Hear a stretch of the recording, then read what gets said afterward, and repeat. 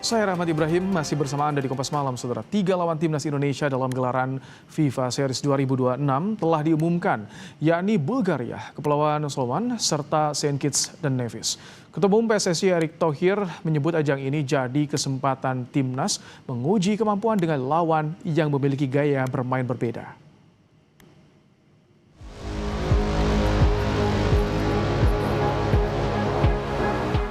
Peserta FIFA Series 2026 telah resmi diumumkan FIFA pada Senin kemarin.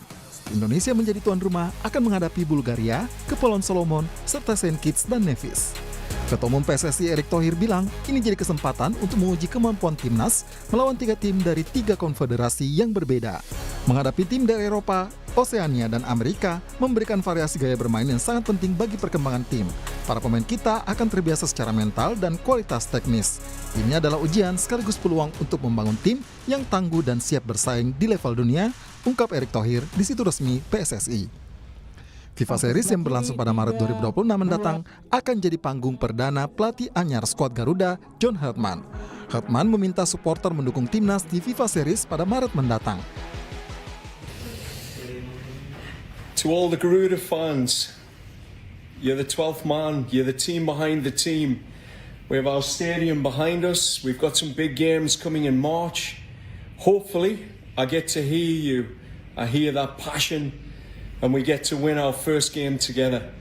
We'll see you in March. Let's go.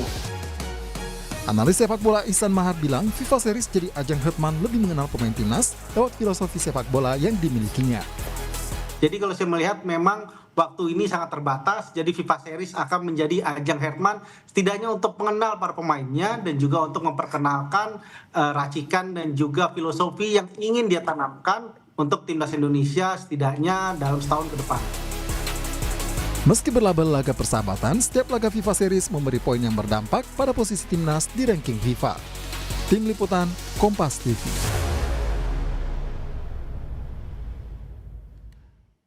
Bulgaria, Kepulauan Solomon, serta Saint Kitts dan Nevis jadi lawan timnas Indonesia pada gelaran FIFA Series 2026. Ajang ini sekaligus jadi panggung perdana pelatih baru John Hartman. Kita akan bahas bersama dengan analis sepak bola Anton Sanjoyo. Selamat malam, Bung Joy. Selamat malam. Ini calon lawan kita sudah diumumkan untuk di FIFA Series. Ini hanya Bulgaria yang secara peringkat FIFA di atas kita. Bagaimana Anda melihat ini ujian perdana bagi seorang Hartman, Bung Joy?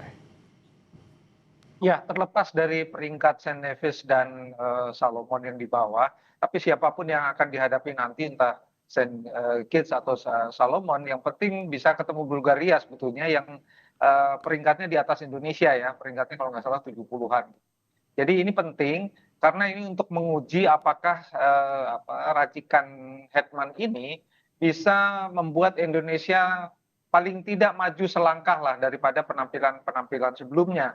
Karena ini adalah laga wajib, jadi ya harusnya sih pemain-pemain yang disebut oleh Hartman pemain tier 1 seperti Kevin Dix, ada Jai dan segala macam itu bisa tampil untuk Indonesia dan bisa memperlihatkan bahwa ada kemajuan lah yang bisa dicapai meskipun menurut saya tidak harus menjadi KPI utama dari Hartman yang baru kerja kira-kira kan mungkin sekitar 1 bulanan ya kalau kita lihat dari jadwal FIFA Series-nya. Jadi ya mudah-mudahan sih akan kelihatan bentuknya meskipun saya pribadi tidak mengharapkan kelihatan bentuknya yang betul-betul utuh dari racikan Hartman, tapi paling tidak ada kemajuan dari penampilan terakhir lah, gitu kira-kira. Jadi ini memang ujian, tapi ini bukan KPI yang betul-betul harus menjadi tanggung jawab Hartman bahwa dia kok belum kelihatan atau kalau hasilnya misalnya negatif, ya tidak perlu ditanggapi juga secara berlebihan lah, karena kan kemungkinan kan dia juga bisa ngumpulin timnya nggak sampai seminggu gitu. Jadi rasanya sih masih harus bersabar untuk menunggu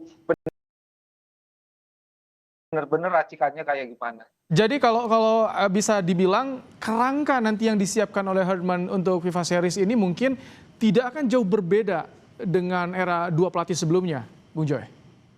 Kalau kita lihat penampilan tim Kanada bersama Hartman, baik tim perempuan maupun tim yang laki-laki, kan dia itu sangat fleksibel dalam menentukan formasi, strategi. Tapi benang merahnya adalah tim yang dia pegang selalu tim menyerang. Jadi dia bisa pakai formasi 3 back atau formasi 4 back.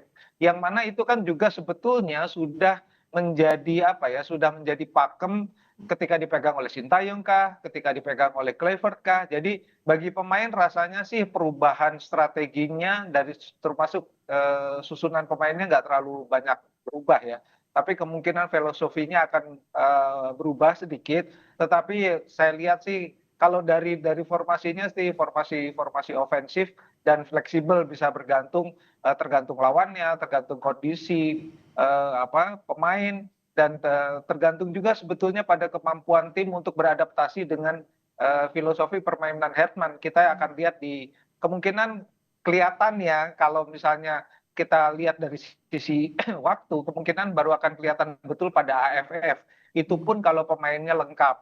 Tapi kalau menurut hemat saya, yang paling harus kita lihat adalah pada Piala Asia 2027. Selain itu menurut saya ya kita harus bersabar bagaimana nanti dia mempergunakan semua sources yang ada untuk meramu tim menjadi lebih baik. Baik, jadi kalau misalkan dari kerangka tim tidak akan jauh berbeda, tapi sebetulnya ini ujian perdana bagi Herdman dalam menguasai ruang ganti pemain, Bung Joy, meningkatkan kembali motivasi pemain. Ya tentunya mungkin hal-hal non teknis akan lebih dominan di pertandingan perdana dia ya. Karena menurut saya kalau dari sisi teknis kan ya yang sudah kita punya sekarang skuad yang ada sejak zaman Sintayong ataupun Kluivert itu kan sebetulnya yang terbaik lah. Mungkin ada penambahan beberapa pemain tapi kan waktunya nggak cukup kalau nanti kita lihat di FIFA Series. Kemungkinan kalau ada penambahan 1-2 pemain akan kelihatan di AFF. Tapi kalau menurut saya sebulan ini belum akan ada penambahan yang signifikan. Tapi overall sih dari semua yang sudah dilakukan oleh tim ini pada era sebelumnya saya kira bisa diterapkan kembali, hanya faktor non teknisnya barangkali ya mempersatukan tim secara pikiran, secara ide, secara strategi supaya sama sepikiran dengan apa yang dipikirkan oleh Herdman. Oke, ini kan FIFA Series ini ajang baru bagi timnas kita ya Bung Joy. Banyak yang belum mengetahui. Jadi ada 3 calon lawan. Tapi nanti kita yang akan bertanding hanya dengan 2 lawan kan Bung Joy ya? Betul, betul. Dan ini memang sebetulnya ini yang saya lihat maksud FIFA ini supaya FIFA Series ini menjadi lebih rata ya dapatnya. Jadi kadang-kadang kan kalau tim-tim yang peringkatnya jauh di atas itu kan kadang-kadang milih-milih juga dia karena ya harus diketahui juga karena mereka punya kepentingan juga dengan FIFA Series. Kalau kalah melawan tim yang jauh di bawah juga kan mereka akan kehilangan banyak poin. Jadinya sebetulnya diatur supaya pembagiannya lebih rata dan mudah-mudahan sih yang saya lihat dari yang apa didapatkan Indonesia itu kan Bulgaria ya rata-rata lumayan lah, mereka kan pengalaman juga di Piala Dunia. Kalau yang Saint Kitts dan Nevis serta Kepulauan Salomon saya kira ya itu sebagai kalau Indonesia betul-betul tampil kuat ini akan menambah kepercayaan diri dan kalau saya sih mengharapkan hasil yang positif juga misalnya melawan Bulgaria kan peringkat FIFA-nya di atas Indonesia. Ya mudah-mudahan sih format baru ini sebetulnya hanya diperbaharui saja tapi lebih kepada keadilan supaya tim-tim FIFA yang peringkat atas juga bisa mendapatkan lawan yang seimbang tapi juga tim-tim yang peringkat bawah bisa mendapatkan lawan yang di atas mereka supaya dapat pengalaman baru untuk menghadapi tim-tim kelas atas. Baik, jadi harapan Bung Joy Indonesia dapat lawan Bulgaria kan di FIFA Series kali ini. Ada orang dalam timnas juga nih yang tahu betul sepak bola Indonesia di Bulgaria ini Bung Joy. Gimana? Ada yang tahu betul soal sepak bola Indonesia, Alexander Dimitrov. Ya. Dan karena sepak bola kan sekarang udah nggak bisa sembunyi juga ya. Sepak bola Indonesia sudah diketahui juga oleh dunia bahwa banyak sekali juga kemajuan, banyak juga pemain diaspora juga yang sudah diikuti perkembangannya oleh dunia, bukan saja oleh Indonesia atau lawan-lawan tradisional Indonesia di ASEAN. Tapi juga lawan-lawan dunia, terutama lawan elit-elit Asia ya yang kemungkinan akan ketemu lagi nanti di kualifikasi Piala Dunia 2030. Nah, ini kan penting juga untuk melihat perkembangan Indonesia dari sisi apa yang dilihat oleh dunia. Nah, Bulgaria mungkin bisa jadi patokan juga.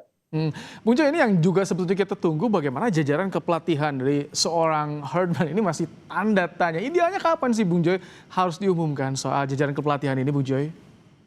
Harusnya sih tidak lebih dari 1 bulan dari sekarang ya, paling nggak 2 minggu ini sudah ada nama-nama yang bisa disebut ya. Karena menurut saya dia memang pasti butuh bantuan. Kalau dia katakan bahwa dia akan banyak mengambil sources dari pelatih lokal, ya hari-hari ini harusnya sih udah ada nama-nama yang dipanggil, diajak ngobrol, diuji. Karena menurut saya FIFA Series ini juga akan menjadi ujian juga bagi tim kepelatihan.